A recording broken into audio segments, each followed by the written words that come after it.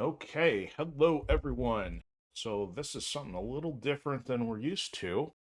For those have been tracking my content the last few months, know I normally have an emphasis on pop culture and more specifically sci-fi, and there's a reason for that.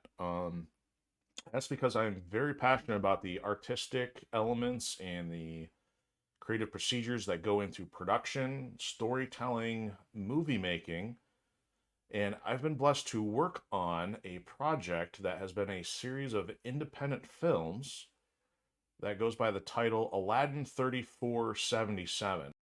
So if you are new to that name, and you're asking, well, what's Aladdin 3477? Well, I got you covered. So, as the expression goes, if a picture is worth 1,000 words, I figured maybe I could do one better and just show you the trailer. So I'm going to play that real quick, and then after that, we'll talk about what this video is going to be about today.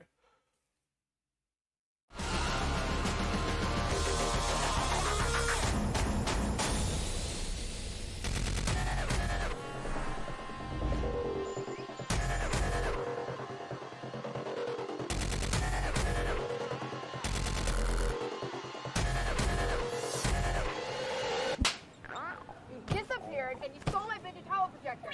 I can explain everything. Yeah, you and your stupid Radiohead robot. Hey, I like to recycle.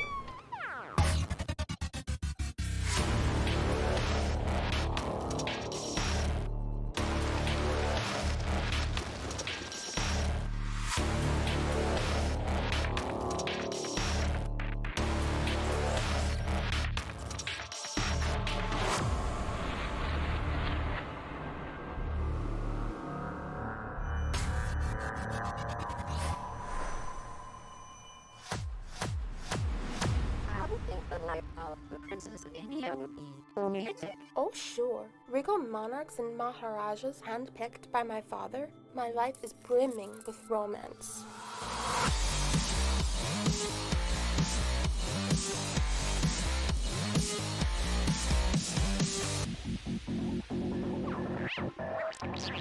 We're better than this, Fidji.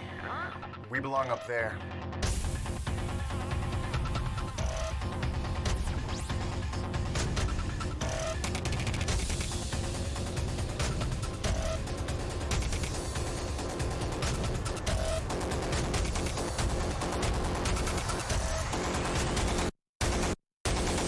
You must throw me the lamp at once!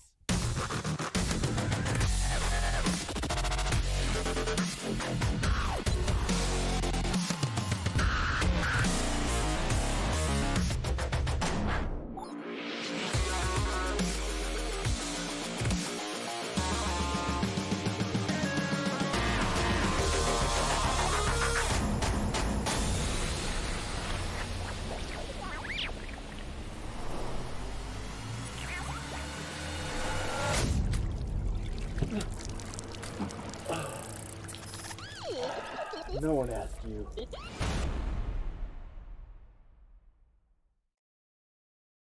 All right, so there it is. That is the first, or it is the trailer for the first movie, Aladdin 3477, The Jinn of Wisdom. So I'll do my best to give you a brief history here of what's going on with this. So, as the trailer suggests, this has been a vision of Matt Busch, who has done a lot of work in Star Wars and other franchises that I'm sure most of you are familiar with. Most of them I wouldn't be able to remember off the top of my head, so you can go look him up on IMDb or any like his YouTube channel there, and you'll be able to get a sense of the crazy properties and artwork he has worked on in the past.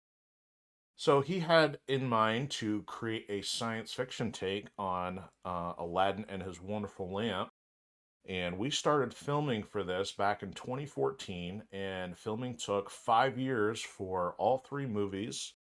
And then for the couple years following that, there was a lot of editing that needed to get done. So, because this is an independent film, didn't have the resources to get it all done in short order, so things took some time. And I'm very thankful to have had the ability to even continue helping out with the project in the editing phase after filming. So I've had the opportunity to see some things as they went from concept form into production as what they are today. And, you know, with the nature of an independent film, a lot of people will use crowdfunding as a financing mechanism. And the beginning of this year, 2023, from January to March, there was a Kickstarter campaign. And for those of you who are familiar with a Kickstarter, the common thing to do is to have rewards or, based on certain tiers for backing the project. And today I'm going to do an unboxing of one of those packages. So I do have to have a disclaimer. This is my very first unboxing video.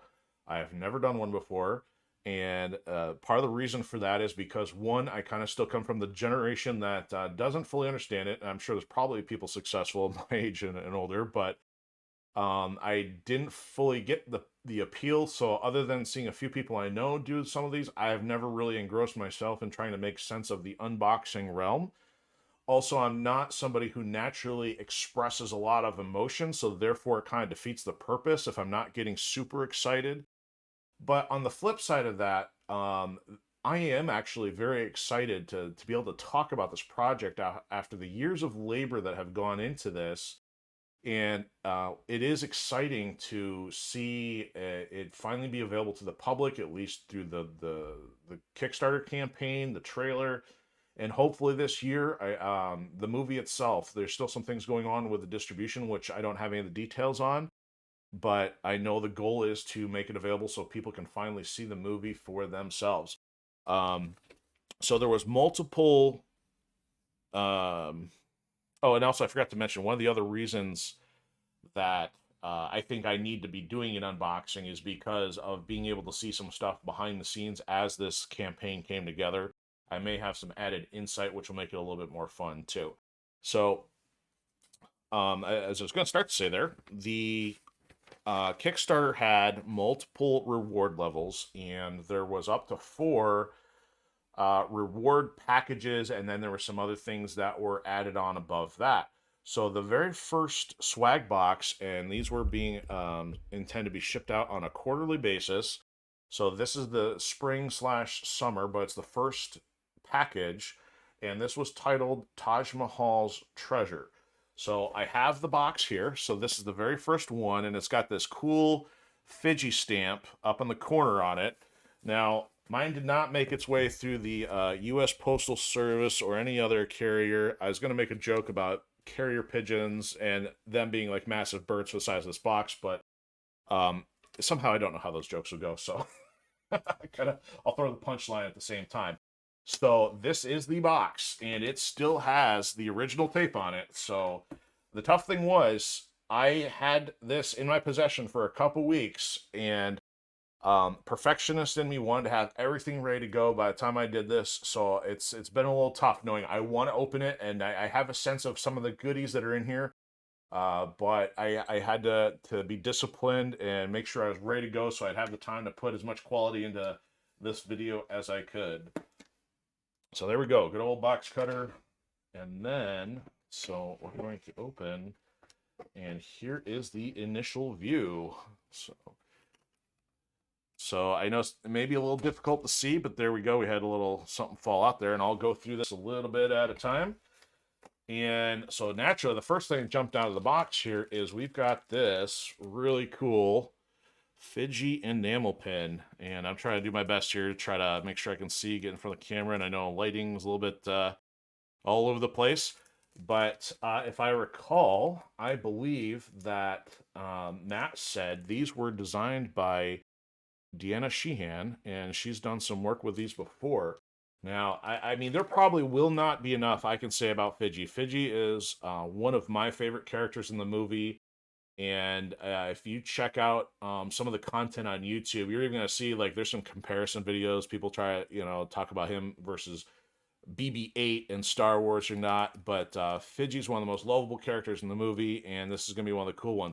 Now, something I learned throughout this process is because some of the people that on the cast and crew know more about this than I would, but I guess for those of you who are enamel pin collectors, it's a big deal that this does have 2 posts on the back. Now, personally, this is not something I'm familiar with, but I'm like, hey, so, there was a lot of thought process that went into the rewards that were chosen for this. So that's actually pretty awesome.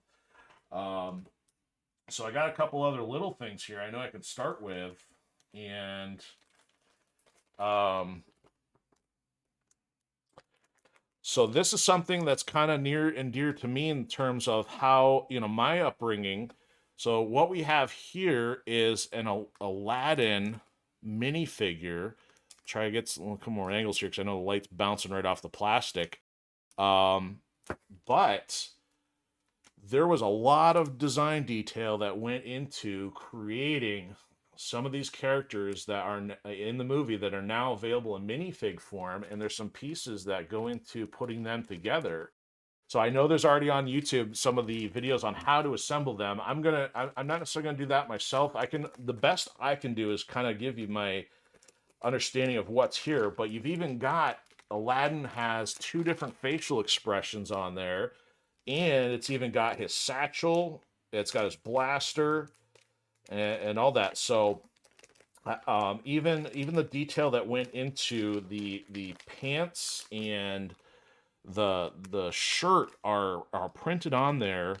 And it's during some of the live stream videos I've seen, the details blow away some of like the Disney / Aladdin counterparts, which was really, really cool. So there's Aladdin, and I believe this one is a bonus because of hitting a certain tier level. There were some thank you gifts, and this is the Hong Kong Trooper in his raw form. So there's a base plate in here. I didn't mention that with Aladdin. There's all the pieces for the Hong Kong soldier. Got him upside down at the moment, but he's in there. He's got the gun or the blaster. And all the pieces that make his armor, his helmet, which look really cool. So I guess that's a spot to talk about. Like, so if you're into the whole Star Wars scene, if you like the stormtroopers and things like that, there's some really cool robots and armor going from the villain, and there's gonna be some other characters you might get to see a little bit of here, like the Red Star, the Kong Cheyenne Police, and this is the Hong Kong Trooper. So then. And this is really cool. I got, it was amazing. I actually got to catch some of this when it was being live streamed. So I saw as this was being packaged, and the intent behind this was to capture folding the shirt in just such a way so it looks like awesome presentation. You're getting like a full picture of Fiji, and this just looks great. I mean, it looks so cool that the time was taken to not just fold it where you're looking at the collar and the tag and maybe you get a clip of the picture, but it looks really nice. And so I believe there was an option to pick, I think, 1 of 5 shirts, and I think there was an add-on if you did one of the upgrade packages. So at least within the Taj Mahal's Treasure, I believe there was a t-shirt. So naturally, if you see that, then that's the Fiji one, which I'm now unfolding here. And there you go. And I think you referred to this as the J-Pop Fiji. So for as much as I'm, reasonably familiar with some anime culture, I still can't, even my martial arts background, I still can't read the Japanese on that. So unfortunately, I can't help much there. But yeah, there you go. So that's Fiji, and for t-shirt. And there is another one in here, and this was my other choice. I thought this one looks really cool. Now hold on for a second before I show it to you. So here is Lo Chan Shyamalan. So this has got a really awesome design. You got the reds, the blacks, the yellows. You got his fingers in the foreground. You got the staggered text. And you guys see that mask of Lo Chan is so cool to see when you get to actually watch it. I mean, I'm sure you got to see it in the trailer there. But Lo Chan is a really, really cool character. And I'm not even going to tell you much if you haven't seen much about the series yet, because I mean there's a lot of behind the scenes content that's started to make its way out there, but there's still going to be so much for you guys to see in the future. So here's one of the things that also is in there, and this is How to Draw Star Wars Volume 3 by Matt Busch. So you can tell he has been working in the arts, the production side for a very, very long time. And so this was kind of a cool add-on. This is a DVD. So me, unfortunately, I can't draw, and I know a lot of people who say, "Well, you can." Well, let's just say I've tried, a couple of points in my life, and there's something missing with my brain to hand. So I've had to rely more upon 3D stuff. So as you can tell from my overlays and other things, I kind of rely upon a little bit more technological means than drawing by hand. So, but I appreciate so much those of you who can. So you got to check out some Matt's stuff there for those. So here's one of the next things we have. And this is a Fidgy magnet. So again, I'm trying to work on the lighting here. So this is really cool. Just, backing as expected, but another Fidgy item that turned out really well.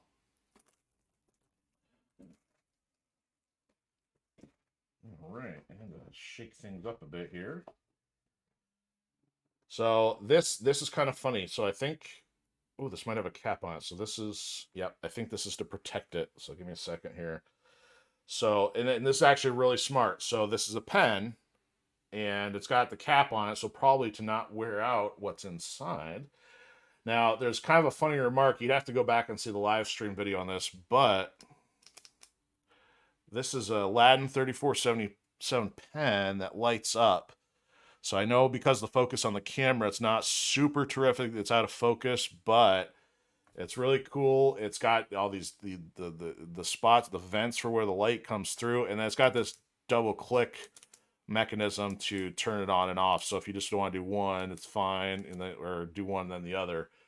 So there's kind of some funny shenanigans that happened with that during one of the reveals. But that's actually really cool. So very well thought out, because rather than just doing a basic stationary pen, gives it more the sci-fi look to it, and also with having the batteries, having the safety cap on it so it doesn't get drained before you get it. Very, very cool. So naturally, what's a pen without have something to write on? So here we go. We got some Fidgy stationery.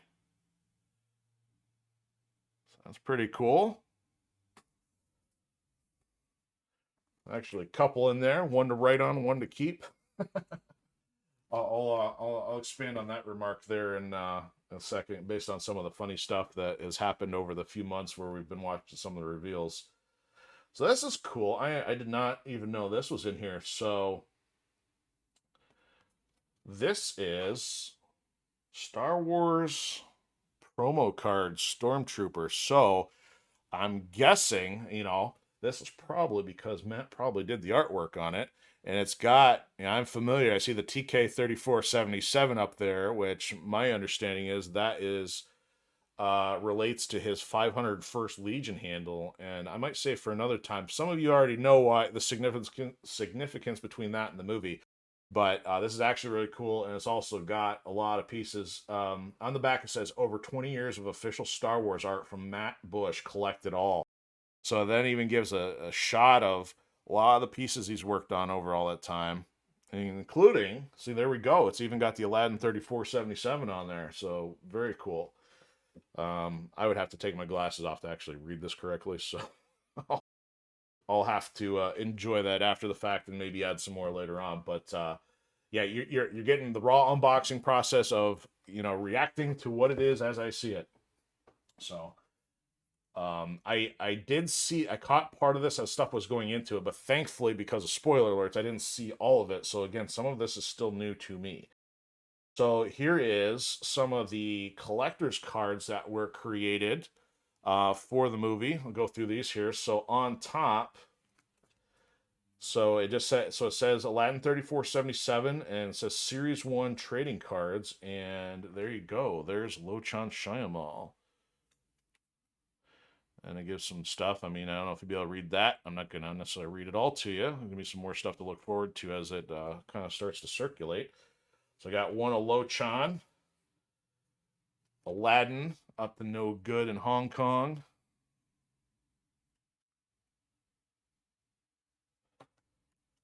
Then we have Princess Kamala Shivali of India.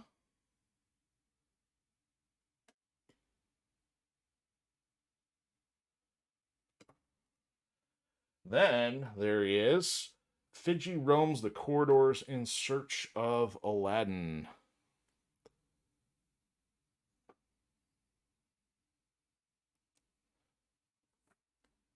Cool. So, and I know that there's more of these. I actually have a stack of one specific card, and I don't even remember which. Well, actually, I know the content of it, and I gotta give it away. But I think it has something to do with Aladdin and one of the other supporting characters, who's actually really awesome. But again, I'm gonna leave some of that to discovery once people get to see it. So here was another one that was a thank you gift for backing the project. And I think once it reached a certain level or a certain milestone with the number of YouTube views. So here we go, sticker sheet. So this is the one I was kind of talking about, where there's some remarks of people saying, oh, I can't use the stickers. I got to keep them for my sticker album.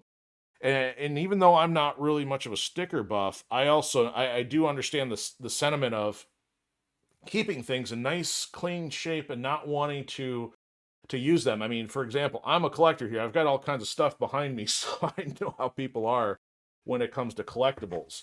So at least because there's a couple extras in here, the idea is, start putting these somewhere so people can see them. But I can give you at least a little bit of a rundown on some of these. So we got Aladdin's blaster.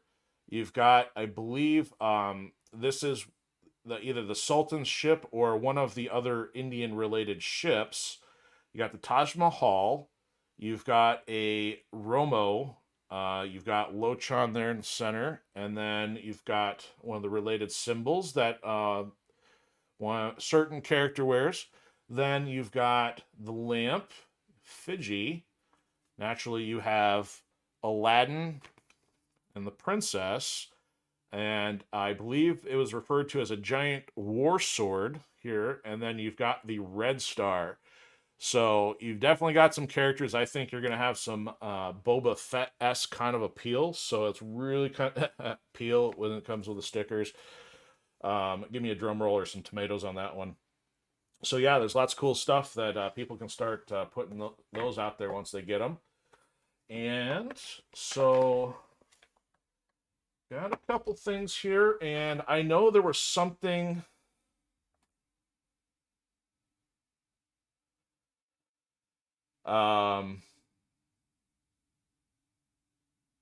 Oh, interesting. Okay, so one of the upgrades was a shot of the screenplay. And I know when Matt was packing these up, he had a very specific reason for adding this one and packaging in mind, because my first role with working on the movie was one of those kind of, hey, we don't know who you are. We'll give you some dirty jobs, and not intentionally. I mean, we're talking, it was like some basic set work, like painting some things, mopping, cleaning up some stuff. But thankfully, because I was available to be on set when we were filming, I did my best to be useful. And because I have a background with doing a lot of writing, I wanted to do my best with continuity and dialogue. And there was a section where Matt he made a note, I guess, that I helped with something from a dialogue standpoint, and that is why he selected this page. And I haven't had a chance to read it in full yet. I know it's got some of his handwritten notes on it, but the crazy thing is because it's been so many years since we started doing some of the original filming. I mean, my memory is like toast. I mean, we're talking better part of a decade ago. So I'm going to have to review this. Oh, actually, I see exactly what it is. There's a section that I do remember it now. So if Matt's watching this, I actually picked up on it. Because I think it may have happened more than once. It has to deal with some of the character dialogue, using, from a religious standpoint, something in singular or plural. And I do remember in one case, I think, where Aladdin was in a scene with the princess, and I'm not going to spoil this because I even know that's from the second movie. But in this case, it's pertained to a character from the first movie, and that singular plural thing came up. So that was one of the reasons why, as I started to prove myself, Matt was appreciative of the input, and that's kind of how I ended up with one of my early titles of script supervisor. So there's some cool stuff on here, and I'll have to go over this again and share some more feedback and discussion with him, because there's so many memories from working on this project as a whole. And one thing I have not even described yet is how much this was a family operation. I mean, not everybody was family, but it was definitely a family by the time we were done, because we spent so many years together on weekends putting this project together, and it was overall a great experience. And I've heard from other independent filmmakers that tends to occur because you're working close quarters with people for like a compressed amount of time, that you end up becoming a family by the time you're done. And that has definitely happened with Aladdin 3477. So a lot of hardworking, talented people all put a lot of effort, a lot of time into this, and that's yet another reason why we're so excited. So saying that, we are headed into the big tamale, and I got to preface that this is a concept I wasn't familiar with. I mean, I've grown up with all kinds of movies and Star Wars and everything being familiar, right? I mean, I wasn't quite as big into comics. I was probably hopped into novels and did a lot of Legos. So I mean, the minifigs make sense, but this was one I was not familiar with, and yet I've heard Matt talk about this quite a bit. And this is about having an official collector's edition for a movie. So this is absolutely amazing. Now, for me, I have had a chance to see how some of the design went into this, because Matt was showing me some of the templates he had. Even got to see some of the initial stages of the cover art, but he was explaining how big of a deal it was to have a official collector's edition as he grew up for all of the movies. And he even showed me some that he was familiar with, or that he had. And I don't know if it was just the area I grew up in, it just wasn't something common. I didn't even know to look for those. But it's really neat to see how the official collector's edition has come together, and he has put so much work into this, and I'm actually excited to actually dive into it in full. Now, I was able to actually be there when he unboxed receiving these, but I had to intentionally not look for it just yet. So now, actually, as I'm going through my own copy of it, I get to actually enjoy it a little bit more, as if it's still a new experience. And I'll do my best to kind of showcase and talk about that. So you've got all kinds of cool stuff. You've got Jinn of Wisdom, you've got Lochan Shimal, you've got Aladdin on this side here, you got the princess, you got Fiji, you got the lamp in the center, you got some other characters who haven't been mentioned a lot yet. You've got Brej, and then you've got Umi, you got one of the ships here, and the sky sail. So, I mean, to me also, as somebody trying to do something similar from a science fiction standpoint, this is a great way to actually try to cram, and cram's probably not the right word because it sounds chaotic, but to put as much representation of your franchise into a single picture. So it's got this nice glossy cover, and then on the back, you've got actually like a more open view of the front image, except it's got just the Jinn and Lochan and the title on the back.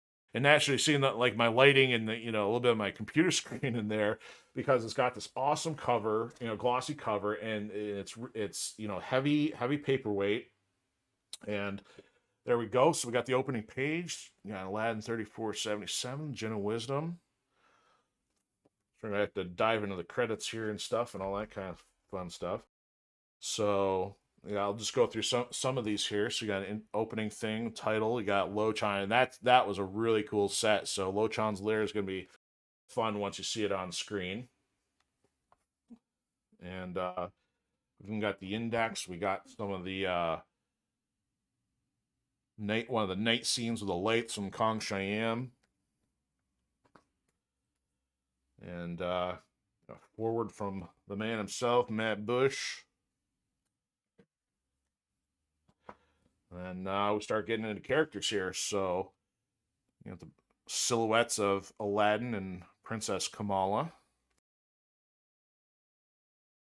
So, I'll just jump to the index here, because, I mean, there is so much goodies that are, get my English right, that are in here. So we've got the main groups include characters, the global adventure, which talks about the locations, says the making of, and then around the world. So the making of includes stuff like the concept art, location scouting, filming. Then around the world is some of the locations that various people involved have been to promote or various other promotional things. So let me just kind of jump around here a little bit, see if anything jumps out at me. So here's one of the early pages that I got to see, and this is something that I haven't worked with being print and page templates, but you've got these lines going all the way across, and it's interesting how I got to watch as Matt was working on some of these to make sure they lined up correctly, even with the book binding, and yet still give this cool thing that goes from one page to the other in a nice transition. And of course, there's Fidji. You get some some of the details on him. And of course, we got the princess.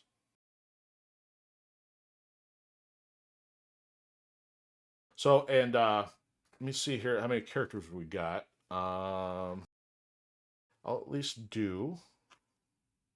Let's talk about.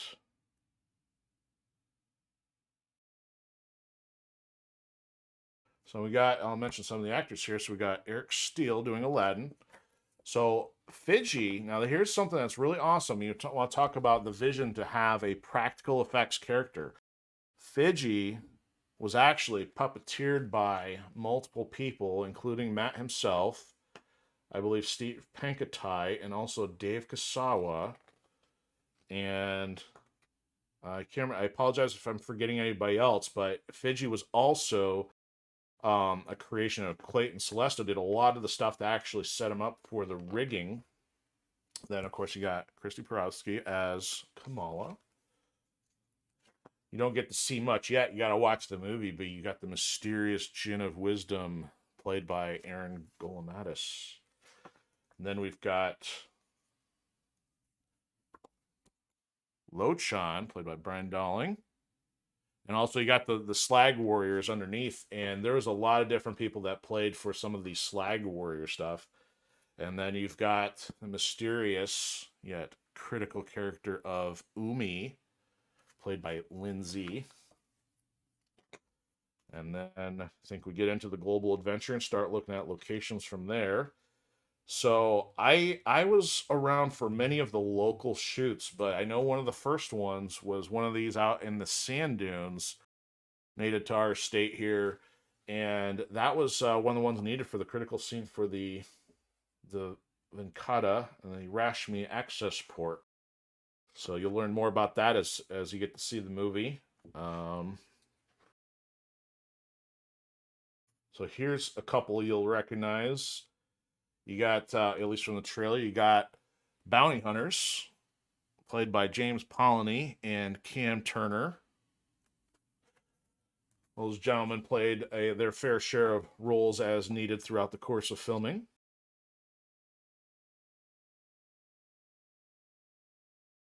And we got a few others, but at least I'll put here, you got Jerry Hayes as Sultan Shivali.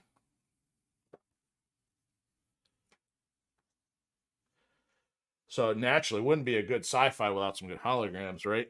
Anybody who's watched my stream know I've gotten some sci-fi action on there. I mean, even this I'm broadcasting on, I've got a little sci-fi interface going on. So we got some other locations and characters. Ooh, we got the weapon stuff. So, and the firewall protocol stuff. I mean, we'll get some more weapons going here pretty soon. But there's the Chinese war sword, a little bit of the Red Star.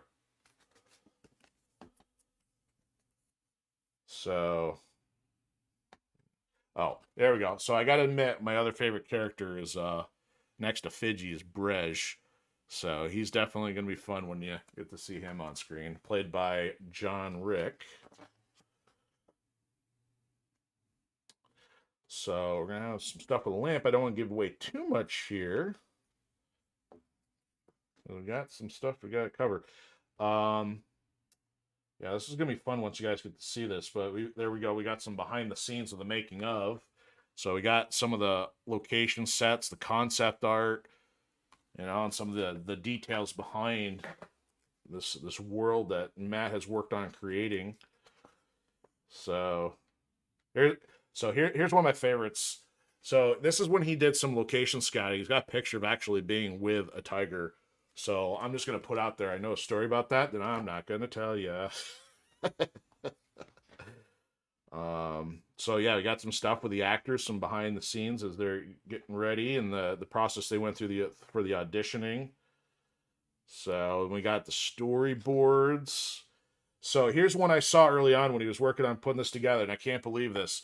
So here's a much younger yours truly helping out holding the script sheet while we're on scene filming something with the sky sail. So you will notice that the bandana is not just an afterthought or an oversight.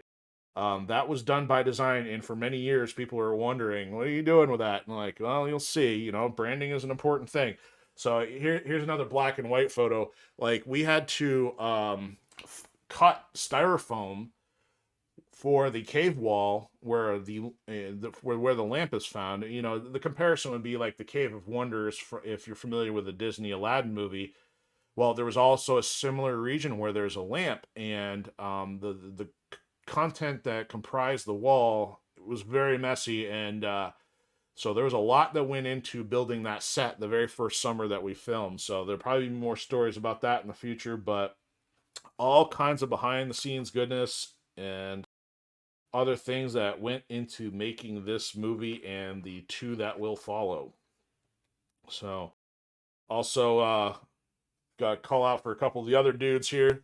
So there's Alex Jacobson, who did our principal photography, and there's Steve Pankatai, who was our second assistant director. Now, a little story. If Steve ever watches this, he'll remember he and I kind of had a little competition for who did the most odd jobs. I mean, it could have been manning a puppet, it could have been doing boom, it could have been just running to get stuff for the actors and actresses.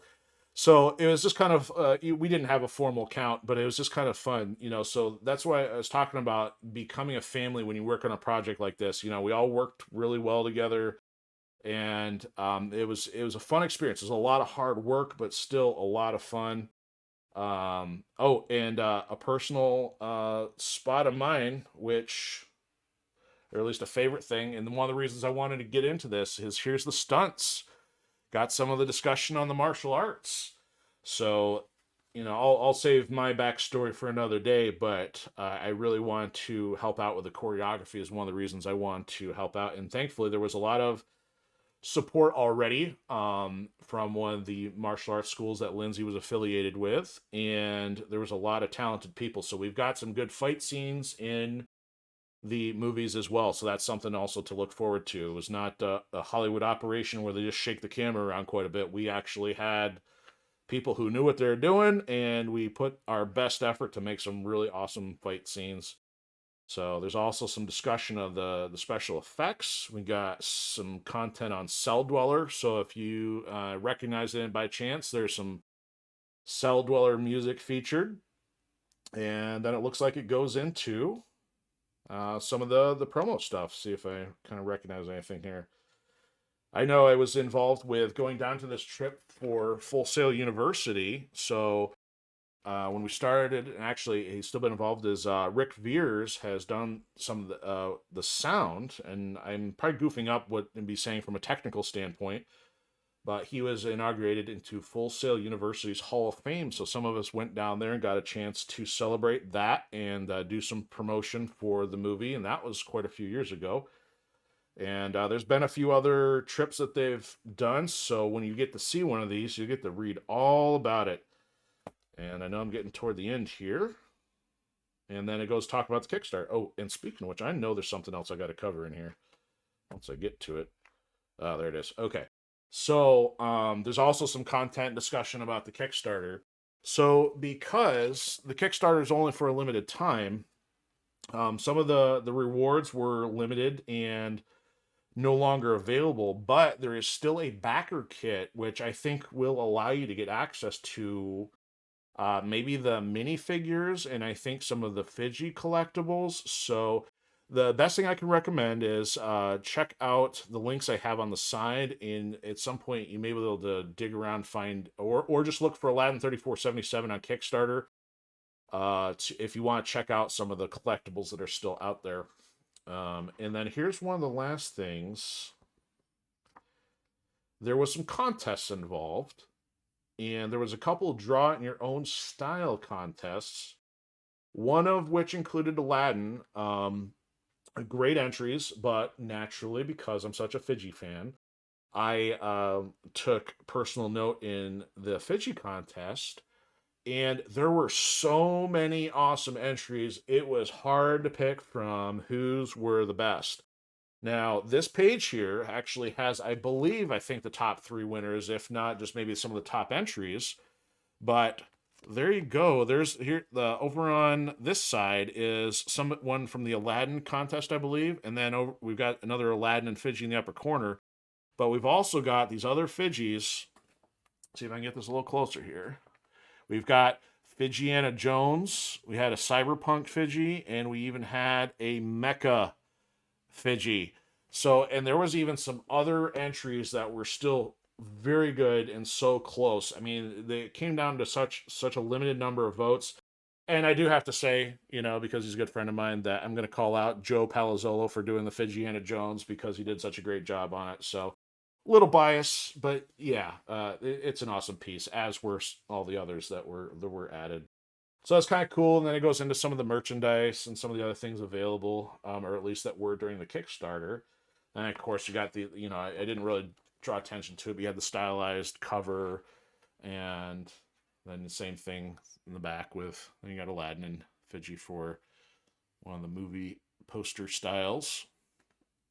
So, all right, I think that concludes. Oh, nope, missing one last thing here. So now I know this isn't something entirely new, but now there's a couple extras. They're going to have to make their way out into the public domain somewhere. I've got one of these on my fridge. So here we go. Here's the Aladdin 3477 bumper sticker. So I know some of these got made earlier on, but it's nice to have some of those inside the swag box. So, all right. I had no idea there would be that much for me to talk about, but that's exciting to see how much content there is, and it is exciting to have it out in the public domain and look forward to people having access to that once they either check out the Aladdin stuff or finally get to see the movie, because man, we've been looking forward to this for years. But I'll finally mention, if you want to get more information, so let me make sure I point correctly, because technically it's the opposite side for me. So the Facebook page for Aladdin 3477 is one of the best places to find info, and also, more importantly, is Matt Busch's YouTube channel. So I think I mentioned he's got some of his drawing, his creative endeavors on there, but also he's got the live stream lounge, which is Sunday nights at 9 p.m. Sometimes you'll get to see behind the scenes stuff, what's going on with Aladdin. So if there's anywhere that's the most up-to-date news source is that, and also probably from those, if you're on those platforms, feel free to ask. I'm sure somebody will point you in the direction of the other links for like Instagram and any of the other platforms that are on there. So thanks for watching. Appreciate your time. And also, because if you're here, you've either A, already heard of Aladdin, or B, this is something completely new to you, and hopefully it's because you love new content, creative content, and maybe even new franchises. And so that's why I'm not going to hesitate to also tell you about the Firewall Protocol saga, which I've been working on for many, many years as well. Just considered a few phases behind Aladdin 3477 in terms of making its way into film territory. But I do have audiobook content available for subscribers, and I'm working on doing something very similar, just in a different sci-fi-esque kind of world. But if you're into the same things that we're all into, like Star Wars and Matrix and other popular things, you're going to like, not only are you going to like Aladdin 3477, but you're also going to like the Firewall Protocol saga. So I have the links in the outro. Please stop by, check those out. And also I have the links posted where you can find the EMP Rec Room. It's normally Fridays at 7 p.m. Eastern, but also there's after-hour sessions sometimes during the week. So again, thank you for watching. Hope you had a good time, and hope that you get a chance to see Aladdin 3477 when it's out. Until then, thanks, and we'll see you next time.